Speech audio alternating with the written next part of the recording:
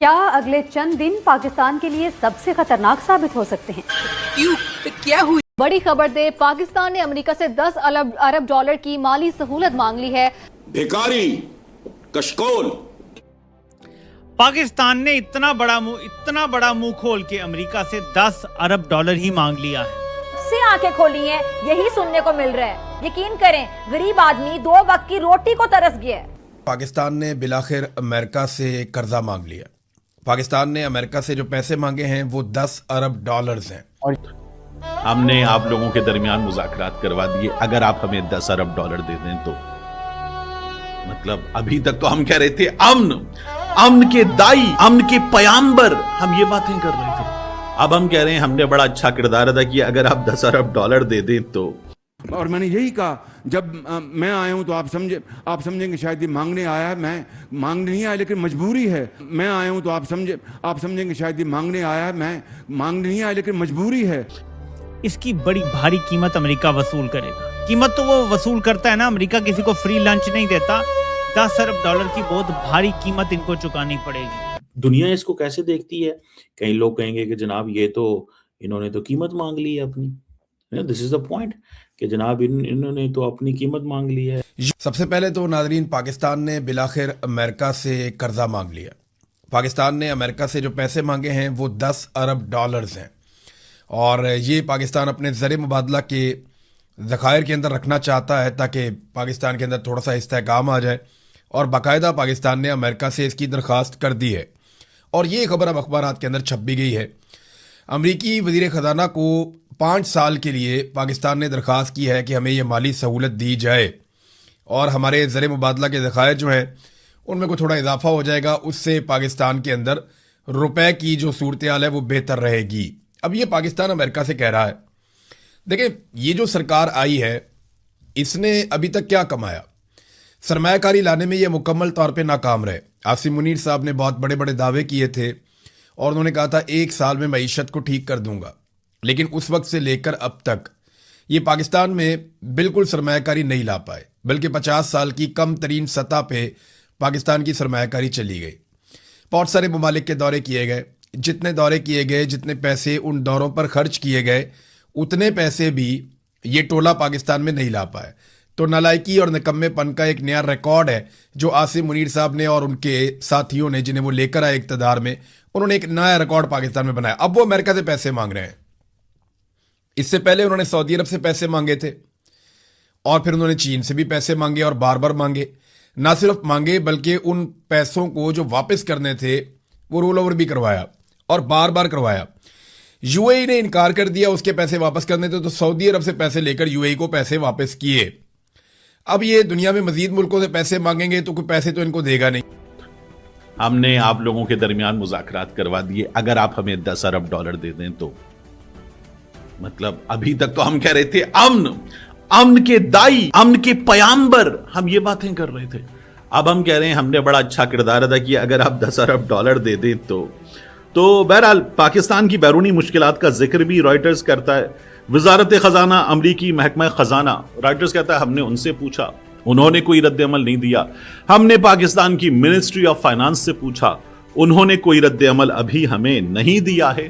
ہم ان کے جواب کا انتظار کر رہے ہیں۔ بہرحال جواب پتہ ہے کیا ہے؟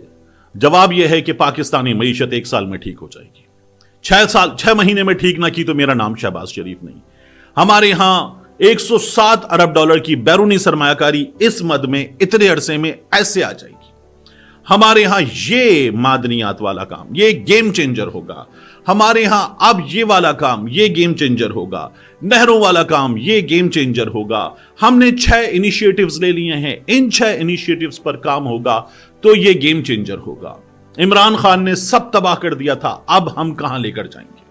کہاں لے کر جا رہے ہیں آپ اس وقت مہنگائی دیکھیے، بے روزگاری کے نمبر دیکھیے، غربت کے نمبرز دیکھیے، اس وقت ہماری ٹریڈ کے نمبرز دیکھیے، تو آپ کو اندازہ ہو کہ یہ حکومت جو تمام تر تجربے کاروں کی حکومت ہے اور اس کو تمام تر طاقتوں کی تھپکی اور سہولت میسر ہے، یہ حکومت کہاں لے کر آ گئی ہے؟ مجھے اور آپ کو، میری اور آپ کی زندگی کے ساتھ انہوں نے کیا کر دیا ہے؟ चलें हमारे साथ तो जो किया सो किया, पाकिस्तान के साथ क्या कर दिया, सखी अल्लाह के नाम पे 10 अरब डॉलर ये यहां लेकर आ गए और उस पे भी दावे वही कि हमने सब ठीक कर दिया है। तो सलाम है, आई लव यू आप लोगों के सब ठीक करने पर। इकोनॉमी तो पिछले 5 साल से हम यही ड्रामा सुन रहे हैं, यही बकवास सुनते आ रहे हैं कि जी इकोनॉमी ग्रो कर रही है, मुल्क तरक्की कर रहा है, लेकिन एक दफा फिर अमेरिका के दर पर जाकर फिर उनके पांव पकड़ने की कोशिश की जा रही है कि ये 10 अरब डॉलर्स दे दिए। मैं तो कहता हूं कि यार आईएमएफ असल में ना, आईएमएफ एक ऐसा फाइनेंशियल ट्रैप है कि उसके अंदर कभी भी वो ये नहीं पूछते कि भाई आप ये पैसा लगाते किधर। अगर ये अकाउंटेबिलिटी होती तो मेरे ख्याल में पाकिस्तान को एक सिंगल पेनी ना मिलती। डॉलर तो बहुत बड़ी चीज़ है, लेकिन इसके बावजूद पाकिस्तान कर्जे ले रहा और उस कर्जों की कीमत जो है वो पाकिस्तान की अवाम पे कर रहे हैं।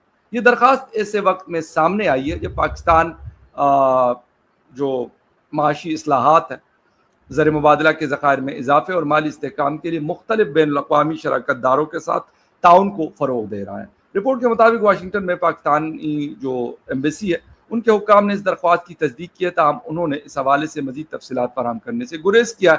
अमेरिकन जो फाइनेंस मिनिस्ट्री है उन्होंने भी इस मामले पर पूरी किसी किस्म का तबसरा करने से गुरेज किया है। ओ भाई गुरेज करे या ना करे, मामला ये है कि हमने एक जिसे कहते हैं कि हमने अपना एक जिंदगी का मकसद बना दिया है कि मुल्क चलाना है उधार का पैसा पकड़कर। और करना क्या है, वैसे मुल्क क्या चलाना है, मुल्क घसीटना है। चल तो नहीं रहा, अगर चल रहा होता तो शायद हमें ये जो बड़े एक्सपर्ट बैठे हुए शहबाज शरीफ, स्पीड एंड कंपनी या बाकी जो साहिबान हैं जिनको लाने वाले हैं, वो तो बड़े बड़े दावे कर रहे थे कि भाई हमें ये नहीं होगा और हमें वो नहीं होगा। यही एहसन इकबाल इमरान खान साहब के ज़माने में पार्लियामेंट के अंदर स्पीकर के सामने खड़े होकर कहते थे कि आपने हमें बेच दिया, आपने हमें गिरवी रखा हुआ है, आपने स्टेट बैंक को गिरवी रख दिया, आपने पाकिस्तान को गिरवी रख दिया। अब तो मैं कहता हूं कि पाकिस्तान के गली कूचियां भी, गलियां और मतलब जो स्ट्रीट्स है उसको भी आपने गिरवी रख दिया, गली कूचे गिरवी रख दिए गए। मैं कहता हूं कि कोई जगह ऐसी नहीं है। एयरपोर्ट्स बेचे जा रहे हैं, एयरलाइन एक थी हमारी क्लोथी, उसको बेच दिया गया, इसके साथ साथ हमारी मोटरवेज बेच दी गई, हमारे जो पावर प्रोजेक्ट्स हैं उसको बेचा जा रहा है। जो मुनाफा बख्श हैं, जो प्रॉफिटेबल है, वो कंपनी जो प्रॉफिट दे रही हैं, जिस तरह आईएसको है, इस्लामाबाद इलेक्ट्रिक सप्लाई कंपनी को जो है। दोस्तों इस समय आप लोग देख रहे होंगे कि पाकिस्तान अमेरिका से 10 बिलियन डॉलर की भीख मांग रहा है और हमेशा से आप लोग देखते आए होंगे कि पाकिस्तान किसी न किसी देश से पैसे उधार लेता रहता है और जब चुकाने की बारी आती है तो मुंह फेर लेता है। और वहीं आप लोगों को मैंने आज सुबह के वीडियो में ही शायद बताया था कि पाकिस्तान ने चाइना से जो पैसे लिए थे उसकी भी मांग अब चाइना ने कर दी है और चाइना अब वापस पैसे मांग रहा है। और आप लोग जानते हैं कि पूरी दुनिया में इस समय पाकिस्तान इसीलिए फेमस है कि पाकिस्तान लोगों से पैसे मांगता है और पैसे वापस करने का जब टाइम आता है तो पाकिस्तान के पास पैसे नहीं रहते हैं। वहाँ 10 बिलियन डॉलर पाकिस्तान मांग रहा है, वहाँ चाइना पाकिस्तान से 28 बिलियन डॉलर वापस मांग रहा है। तो ये है पाकिस्तान की सच्चाई। फिलहाल आप लोगों का इस पर क्या कहना है, आप लोग भी अपनी राय कमेंट्स में शेयर करिएगा। साथ ही अपने चैनल को लाइक एंड सब्सक्राइब करके बेल आइकन ऑल पे कर लेना। अगर मैं कहीं पर भी गलत हूँ तो आप लोग मुझे कमेंट्स में आकर के सही कर सकते हैं। तो चलिए, जय हिंद, जय भारत।